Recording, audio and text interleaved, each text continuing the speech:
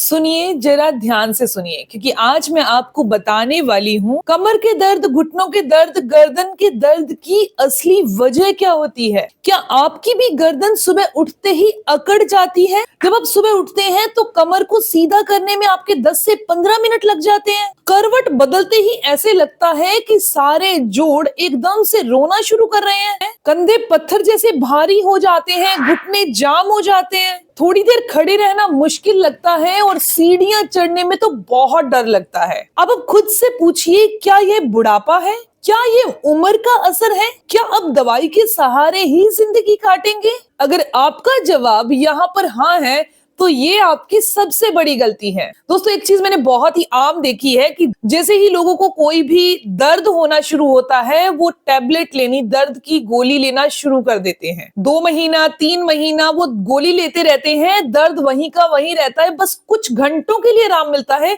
लेकिन फिर भी वो हर रोज दवाई लेते हैं। देखो, ये चीज तो आपको भी पता है कि जो दर्द की दवाई आप खा रहे हैं ना तो वो जोड़ों को बना रही है, ना मांसपेशियों को मजबूत कर रही है और ना ही नसों को खोल रही है। वो सिर्फ और सिर्फ दर्द को ढक रही है। मैं आपको एक उदाहरण से समझाती हूँ। अगर एक दीवार में सीलन हो और आप उस पर महंगा पेंट कर दें तो कुछ दिन दीवार चमकेगी, लेकिन जैसे ही पेंट उखड़ेगा सीलन फिर बाहर आ जाएगी। गलती पेंट की नहीं, बीमारी दीवार में है। ठीक यही हाल दर्द की दवाइयों का है।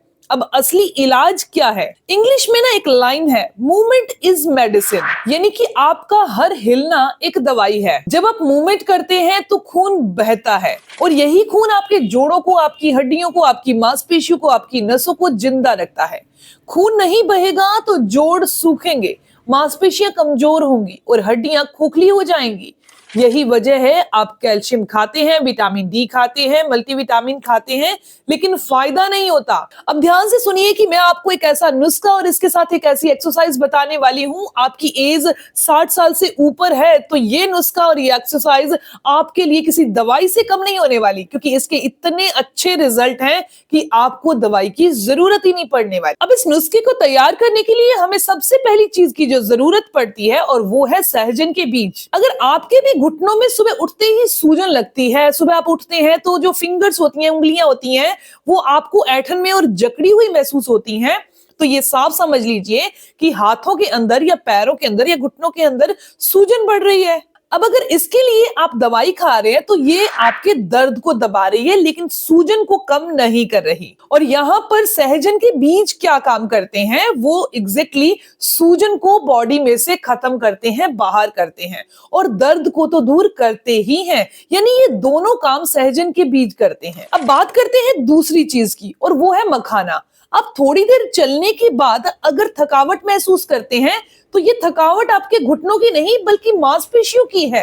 कमजोर मांसपेशियां हमारे पूरे शरीर का भार हमारे घुटनों पर और हड्डियों पर डाल देती है। और मखाना यहाँ क्या करता है, ये हमारी मांसपेशियों को ताकत देता है और बुजुर्गों की मांसपेशियों को फिर से बनाने में ईंधन की तरह काम करता है। इसीलिए बुजुर्गों के लिए मखाने किसी दर्द की दवाई से भी बढ़कर काम करते हैं। अब बात करते हैं तीसरी चीज की, और वो है अलसी।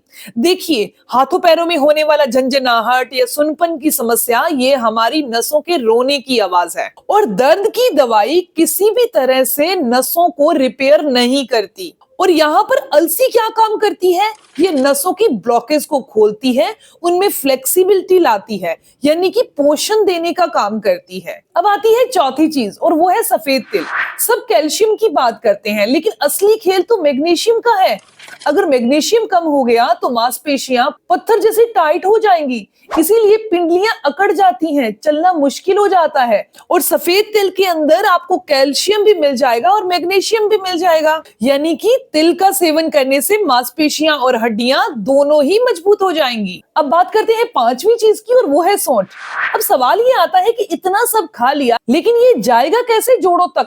यहीं पर सौंठ काम करती है। सौंठ खून को दौड़ाती है।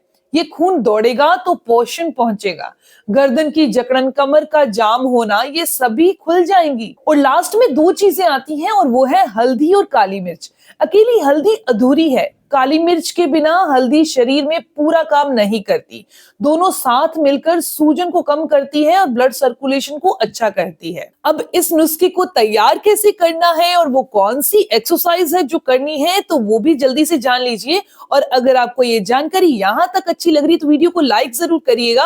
आपने क्या करना है, सब चीजों को हल्का भून लेना है ताकि इनकी नमी निकल जाए और इनको पाउडर बनाकर एयर टाइट कंटेनर में रख लीजिए।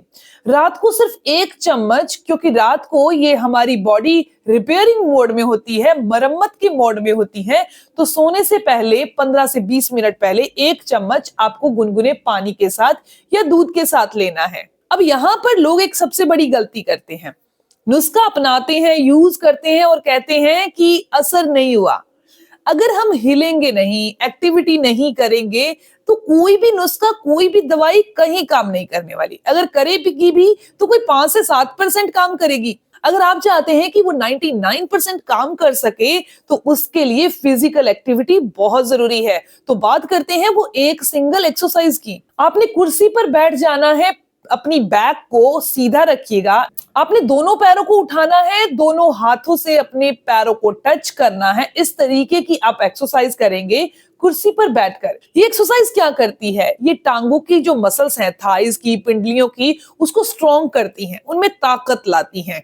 इसके अलावा घुटनों की मूवमेंट को अच्छा करती हैं, ब्लड के सर्कुलेशन को अच्छा करती हैं।